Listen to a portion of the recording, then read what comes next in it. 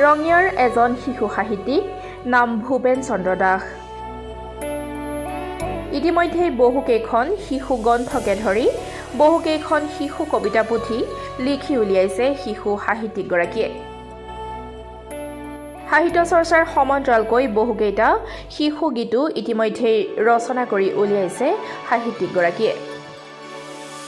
বিশেষকৈ তেওঁ প্ৰথম লিখা শিশু গীত সৰু চৰাই নামৰ গীতটোৱে ৰঙিয়া তথা অসমৰ বিভিন্ন অঞ্চলত শিশুসকলৰ মনত ইতিমধ্যেই যথেষ্ট জনপ্ৰিয়তা লাভ কৰিবলৈ সক্ষম হৈছে।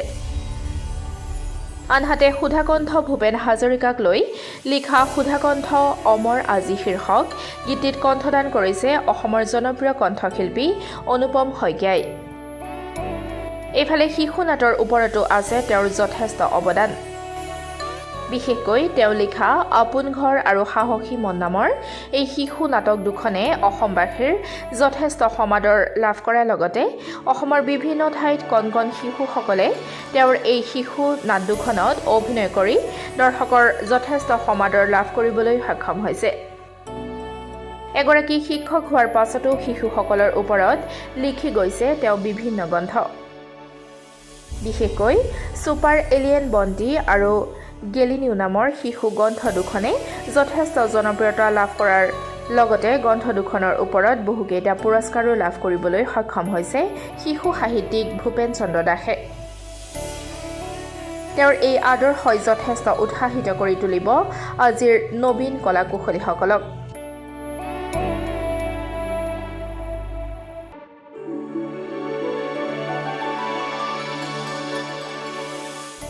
মই ভূপেন চন্দ্ৰ দাস, মোৰ ঘৰ ৰঙিয়াত।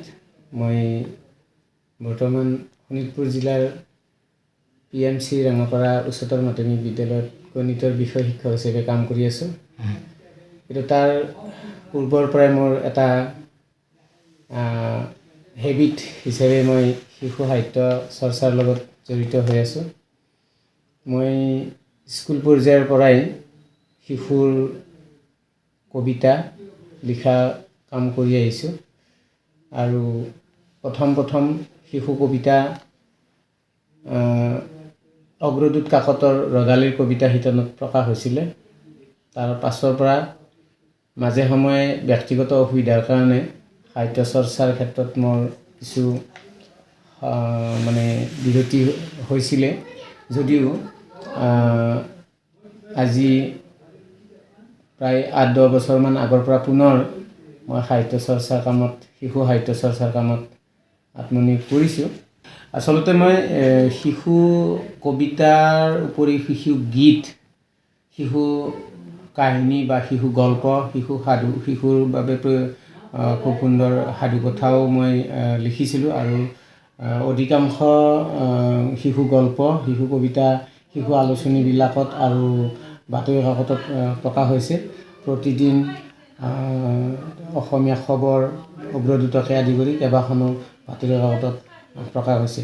কিন্তু শেহতীয়াভাৱে মই আজি 2 বছৰ আগৰ পৰা শিশু গ্ৰন্থ প্ৰকাশৰ ক্ষেত্ৰত মই অকণমান জোৰ দিছোঁ। মোৰ শুভেচ্ছা যিবিলাক শুভাকাংক্ষী আছে, শুভাকাংক্ষী ব্যক্তিসকলৰ আহ্বান মৰ্মে মই শিশু গ্ৰন্থ প্ৰকাশৰ ক্ষেত্ৰত মই আত্মনিয়োগ কৰিছোঁ। প্ৰথম শিশু গ্ৰন্থ হিচাপে মোৰ আপোন ঘৰ নামৰ শিশু গ্ৰন্থখন মোৰ প্ৰকাশ হৈছিলে। এইখন আচলতে বন আৰু পৰিৱেশ সুৰক্ষাৰ আধাৰত ৰচিত এখন সুন্দৰ শিশু নাট। তাৰপিছত মোৰ দ্বিতীয়খন শিশু গ্ৰন্থ যোৱা বছৰ শংকৰদেৱ প্ৰকাশনে পাব্লিছ কৰি উলিয়াইছে, এইখন গেলিনিউ। ইয়াৰ আটাইকেইটা গল্পই বাতৰি কাকত আৰু শিশু আলোচনীত প্ৰকাশ হৈছে আৰু ইয়াৰ আটাইকেইটা গল্প বিজ্ঞানভিত্তিক গল্প হয়। তাৰপিছত যোৱা বছৰ অক্টোবৰ মাহত মোৰ আন এখন শিশু গ্ৰন্থ সাহসী মন প্ৰকাশ পাইছে। ইয়াতে দুখন শিশু নাট আছে। মোবাইলৰ ওপৰত এই নাট দুখন লিখা হৈছিলে। অতি শেহতীয়াভাৱে এটা ভাল খবৰ আহিল যে যোৱা বছৰ 2023 ছেপ্টেম্বৰ মাহত মোৰ বিজ্ঞানৰ কাহিনী ছুপাৰ এলিয়েন বন্তি অসম শিশু সাহিত্য নিকেতনে প্ৰকাশ কৰিছে। আচলতে এই ছুপাৰ এলিয়েন বন্তি আছিলে সদৌ অসম ভিত্তিত অসম শিশু সাহিত্য নিয়াসে অনুষ্ঠিত কৰা পাণ্ডুলিপি প্ৰতিযোগিতাৰ এটা ফলাফল মই ইয়াত তৃতীয় পুৰস্কাৰ পাবলৈ সক্ষম হৈছিলোঁ আৰু যোৱা গ্ৰন্থমেলাত এই কিতাপখন মুকলি হৈছে আৰু আমাৰ ৰাইজৰ মাজলৈ শিশু অকণিহঁতৰ হাতলৈ এই কিতাপখন ইতিমধ্যে গৈছে আৰু আটাইতকৈ ভাল লগা খবৰটো এইটোৱেই যে বৰ্তমান এই কিতাপখন সৰ্বশিক্ষা মিছনে লোৱা বুলি মোক শিশু সাহিত্য ন্যাসৰ তৰফৰ পৰা জনোৱা হৈছে।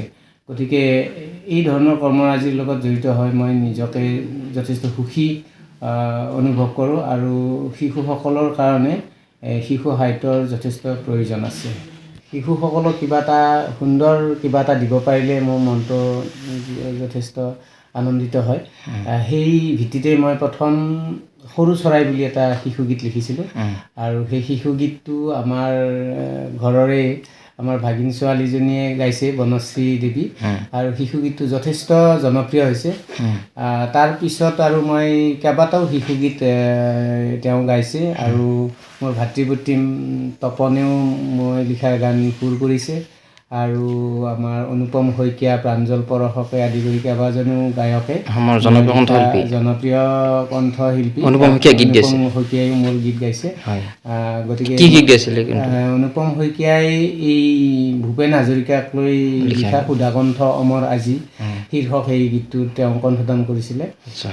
তাৰপিছতো কেইবাটাও গীত ইতিমধ্যে মানে বিভিন্ন ধৰণৰ গায়কে গাইছে আৰু ইউটিউবত এইবিলাক উপলব্ধ হৈছে আৰু যথেষ্ট জনপ্ৰিয় হৈছে। শিশু নাট কি প্ৰদৰ্শন বা লিখিছিলে? হয় হয়, মই প্ৰথম শিশু নাট মোৰ প্ৰকাশ হৈছিলে 2022 চনত আপোন ঘৰ, এখন বন আৰু পৰিৱেশ সুৰক্ষাৰ আধাৰত ৰচিত। আৰু এই নাটখন লগ লৈ মই যথেষ্ট সুখী এইকাৰণে যে এই নাটখন কাৰ্বি আংলং জিলাৰ বোকাজানৰ মইনা পাৰিজাত শিশুসকলে এইখন সুন্দৰভাৱে তাত পৰিৱেশন কৰিছিলে। গ্ৰীষ্ম বন্ধৰ নাট কৰ্মশালাত তেওঁলোকে 15 দিনীয়া নাট কৰ্মশালাত মোৰ আপোন ঘৰ নামৰ নাটখন তেওঁলোকে শিকিছিলে আৰু তালৈ মোকো আমন্ত্ৰণ কৰিছিলে। যথেষ্ট ভাল প্ৰদৰ্শন কৰিছিলে নাটখন আৰু সেই নাটখনেই আমাৰ ৰাঙাপাৰা উচ্চতৰ মাধ্যমিক বিদ্যালয়ত 2-3বাৰমান প্ৰদৰ্শন কৰিছে আমাৰ ছাত্ৰ ছাত্ৰীসকলে। তাৰ পাছত আকৌ এখন নাটৰ কিতাপ যোৱা বছৰ মোৰ প্ৰকাশ হ'ল, সাহসী মন বুলি। ইয়াতে মোবাইলক লৈ লিখা 2খন নাটক, এই যথেষ্ট ভাল নাটক আৰু তাৰে প্ৰথম যিখন শীৰ্ষ নামৰ এইটো সাহসী মন নামৰ যিখন নাটক, সেইখন আমাৰ ৰঙিয়াৰ একাংশ অকণিয়ে সাধনা যিটো আমাৰ NGO আছে তেখেতসকলৰ প্ৰযোজনাত এতিয়া তেওঁলোকে শিকি আছে আৰু মই মাজে মাজে গৈ তেওঁলোকক ইয়াৰ প্ৰশিক্ষণ দি আছোঁ। আচ্ছা, ইমানখিনি সময়ৰ পিছত আপুনি এজন বিষয় শিক্ষক, চৰকাৰী শিক্ষক এই ৰঙাপাৰা উচ্চতৰ মাধ্যমিক বিদ্যালয়ৰ, তাৰ মাজতে কেনেদৰে আপুনি সময় উলিয়াই এই ধৰণৰ শিশু নাট বা সংগীত বা গ্ৰন্থ লিখিবলৈ সময় কোন পাইছে? আচলতে কি হয়, যদিহে মানুহৰ ইচ্ছা শক্তি প্ৰবল হয় তেতিয়াহ'লে সময় আহি যায়।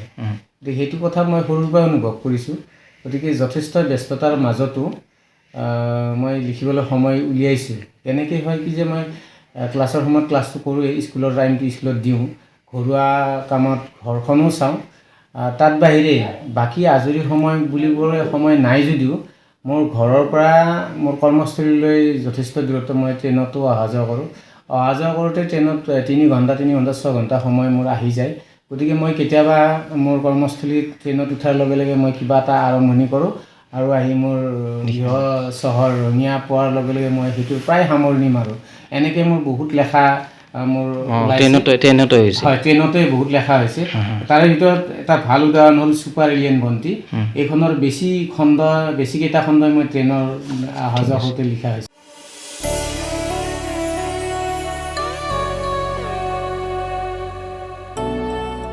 ৰঙিয়াৰ পৰা হেমেন কলিতাৰ ৰিপৰ্ট, ডেমক্ৰেটিক আছাম।